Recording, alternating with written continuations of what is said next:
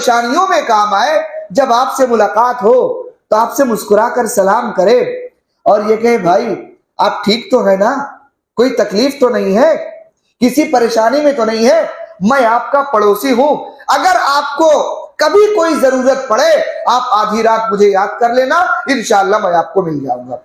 بعض ایسے لوگ بھی ملتے ہیں جو یہ بات کہتے بھی ہیں۔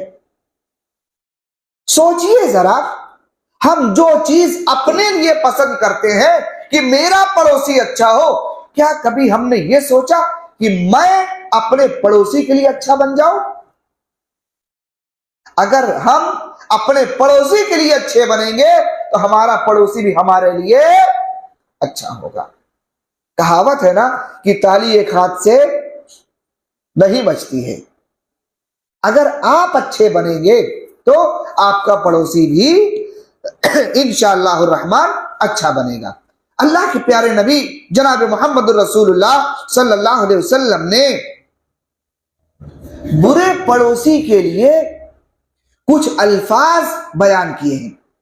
ایک مرتبہ اللہ کے نبی صلی اللہ علیہ وسلم صحابہ کے ساتھ ایسے بیٹھے ہوئے تھے اور پیارے نبی صلی اللہ علیہ وسلم نے کہنا شروع کیا۔ کیا کہا؟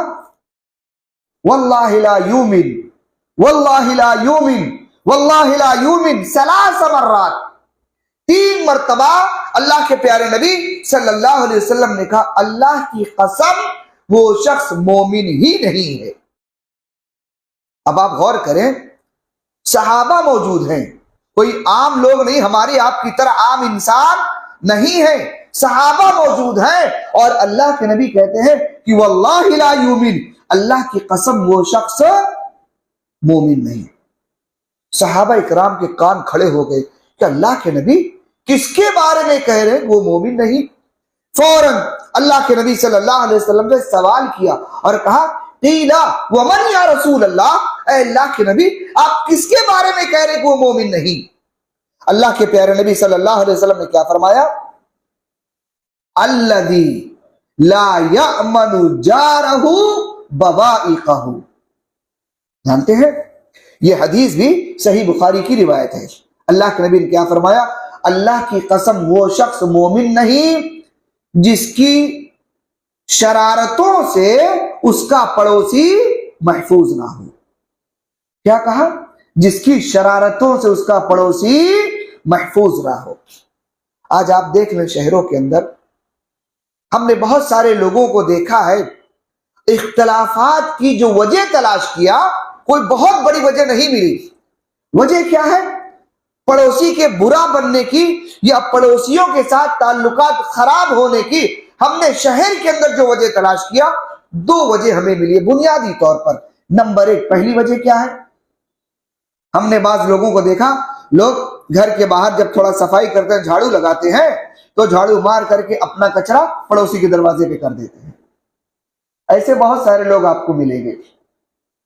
ہو سکتا ہے آپ میں سے کچھ لوگ میری بات سے اتفاق نہ کریں، لیکن شہر کے اندر یہ چیزیں عام طور سے دیکھنے کو ملتی ہیں۔ آپ دکان والوں کو دیکھ لیں، جھاڑو مار کر کے سارا کچرا روڈ کے بیچ میں کر دیتے ہیں۔ دروازے پر دیکھ لیں، جھاڑو مارا، کنارے دوسرے کے دروازے پہ کچرا کر دیا۔ اختلاف کی ایک وجہ یہ بھی ہے کہ ہم اپنا کچرا اپنے پڑوسی کے دروازے پر ڈال دیتے۔ ظاہر سی بات ہے اگر وہ ہمارے دروازے پہ پھینکے گا ہمیں تکلیف ہوگی نا۔ اسی طریقے سے اگر ہم اپنا کچرا، اپنی گندگی پڑوسی کے دروازے پہ لے کر کے جائیں گے تو اسے بھی تکلیف ہوگی نا۔ کوشش یہ کریں کہ اگر کوئی ہمارے ساتھ ایسا سلوک کرتا ہے آپ اسے برداشت کر لیں، لیکن ہم اپنی ذات سے اپنے پڑوسی کو تکلیف نہ دیں۔ کچھ برداشت کرنے کی بھی عادت ہونی چاہیے۔ بعض لوگ کیا کہتے ہیں، بھائی مجھ سے تو برداشت نہیں ہوتا، میں بڑا کھرا آدمی ہوں، بڑا سخت آدمی ہوں، مجھ سے برداشت نہیں ہوتا۔ کیا ذرا اللہ رب العالمین کی رحمت تو دیکھو، ہم کتنے گناہ کرتے ہیں 24 گھنٹے کے اندر۔ ہر شخص اپنے گریبان میں جھانکے، دوسروں کو مت دیکھے، اپنے گریبان میں منہ ڈال کر کے جھانکے، ہم کتنے گناہ کرتے ہیں۔ اللہ تعالیٰ کیسے برداشت کرتا ہے؟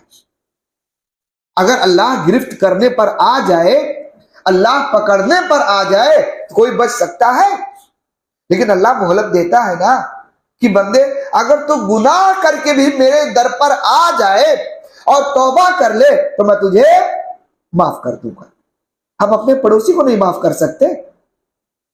اگر ہمارا پڑوسی ہمارے ساتھ اگر اس طرح کی حرکتیں کر جائے، غلطی کر جائے، تو اللہ کے نبی کی یہ حدیث یاد رکھیے، اللہ کے نبی نے فرمایا کہ وہ شخص مومن نہیں جس کی شرارتوں سے اس کا پڑوسی محفوظ نہ ہو۔ ہم نماز پڑھیں، قرآن پڑھیں، صدقہ خیرات کریں، دینی پروگرام میں جائیں، اجتماعات میں جائیں، دین کی باتیں سنیں، اور اپنے پڑوسی کو اگر تکلیف دیں تو کیا ہم مومن کہلانے کے حقدار ہیں؟ اللہ کے یہاں مسلمان بن سکتے ہیں، مومن بن سکتے ہیں؟ غور کیجئے گا میرے بھائی، کسی پر طنز کرنا مقصد نہیں، کسی پر انگلی اٹھانا مقصد نہیں، مقصد کیا ہے؟ سماج کی اصلاح ہے، لوگوں کی اصلاح ہے کہ ہمارا سماج بہتر ہو جائے۔ ہم اپنے گھر کو سدھار لیں، آپ اپنے گھر کو سدھار لیں تو انشاءاللہ اختلافات ختم ہو سکتے ہیں۔ اختلاف کی دوسری وجہ کیا ہوتی ہے؟ شہر کے اندر عام طور سے دیکھا گیا ہے کہ ہمارا اور آپ کا دروازہ قریب قریب میں ہے، معمولی سی باتوں کو لے کر کے ہمارے اور آپ کے درمیان اختلاف ہو گیا، ہم اور آپ بات چیت بند کر دیے، ملنا جلنا بند، سلام دعا بند، لیکن آپ کے بچے ہمارے بچے ساتھ میں کھیل رہے ہیں، اٹھ بیٹھ رہے ہیں، ہنسی مذاق کر رہے ہیں، اسکول جا رہے ہیں، آ رہے ہیں۔ ہوتا یہ ہے کہ کبھی کبھار بچے ہیں کھیلتے کھیلتے آپس میں لڑ جاتے ہیں، بچے ہیں ناسمجھ ہیں، نادان ہیں، اگر وہ آپس میں کھیلتے کھیلتے لڑ گئے، آپ دیکھیں گے گھنٹے 2 گھنٹے کے بعد وہ ملیں گے نا، وہ پرانی رنجشیں بھول کر کے پھر ایک ہو جاتے ہیں۔ لیکن انہی بچوں کا اختلاف لے کر کے ماں باپ آپس میں ایک دوسرے سے ایک لمبی مدت کے لیے بات چیت بند کر دیتے ہیں۔ ہوتا ہے کہ نہیں؟ میں نے کہا نا کہ تھوڑا سا اپنے اندر قوت برداشت پیدا کرے۔ اگر آپ کے ساتھ ایسا ہو جائے، پڑوسی کا بچہ آپ کے بچے کو صدا دے، آپ اللہ کے نبی کی حدیث سامنے رکھیں اور اسے معاف کرنے کی کوشش کریں اور تھوڑا سا برداشت کر لیں، انشاءاللہ اللہ رب العالمین آپ کو دنیا میں بھی اور آخرت میں بھی اس کا بہترین بدلہ عطا کرے گا۔ وقت نہیں ہے ورنہ معافی پر میں آپ کو بہترین ایک اللہ کے نبی صلی اللہ علیہ وسلم کی حدیث سناتا، لیکن انشاءاللہ پھر کسی موقع پر، بات لمبی ہو جا رہی ہے۔ اللہ کے نبی صلی اللہ علیہ وسلم نے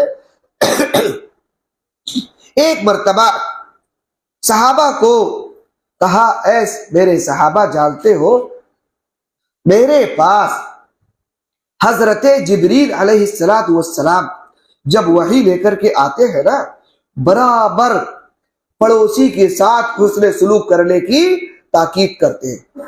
اللہ کے نبی نے فرمایا، ما زال جبریل یوصینی بالجار حتی ظننت انہ سیورثہ۔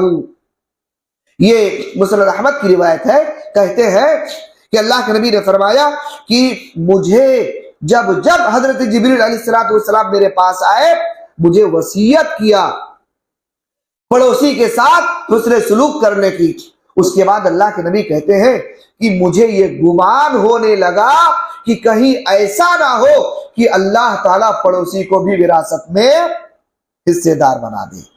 اب سوچئے کتنی تاکید ہے پڑوسی کے ساتھ حسن سلوک کرنے کی، لیکن آج یہ دیکھا جاتا ہے، دور کے لوگوں کو تو چھوڑ دیجئے، خاص کر گاؤں وغیرہ میں ایک بھائی کا گھر یہاں دوسرے بھائی کا بغل میں ہے، لیکن سب سے زیادہ دکھی ایک بھائی دوسرے بھائی سے ہی ہوتا ہے، سب سے زیادہ پریشان، سب سے زیادہ تکلیف میں اپنے بھائی سے ہی ہوتا ہے۔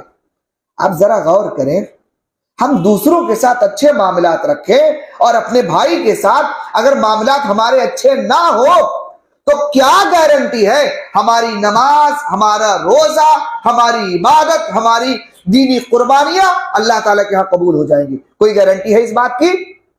کوئی گارنٹی نہیں ہے۔ لہٰذا ضرورت اس بات کی ہے ہم اور آپ اپنے پڑوسیوں کے ساتھ اچھا سلوک کریں۔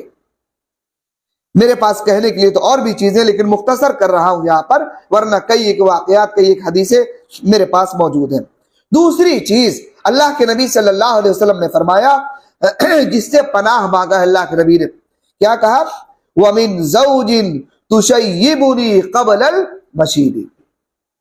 اللہ کے نبی صلی اللہ علیہ وسلم فرماتے ہیں کہ میں ایسی عورت سے پناہ مانگتا ہوں جو وقت سے پہلے اپنے شوہر کو بوڑھا کر دے۔ نہیں سمجھ میں آئی بات؟ سماج کے اندر اللہ کے نبی صلی اللہ علیہ وسلم نے نکاح کو ایمان کے مکمل ہونے کا ذریعہ قرار دیا ہے کہ نہیں؟ آپ کی نماز، آپ کا روزہ، آپ کا حج، اسلام کے سارے ارکان ایک جگہ پر، لیکن جب تک کوئی مسلمان نکاح نہیں کرتا ہے نا، اس کا ایمان مکمل نہیں ہو سکتا جب تک وہ نکاح نہ کر لے۔ نکاح کرنے سے ایمان مکمل ہوتا ہے، نکاح سے ایمان مکمل ہو رہا ہے۔ لیکن اللہ کے نبی صلی اللہ علیہ وسلم کیا فرما رہے ہیں کہ اللہ، میں ایسی عورت سے پناہ مانگتا ہوں جو وقت سے پہلے بوڑھا کر دے۔ کیا مطلب؟ آج ہمارے سماج کے اندر آپ دیکھیں، شوہر بیوی کے درمیان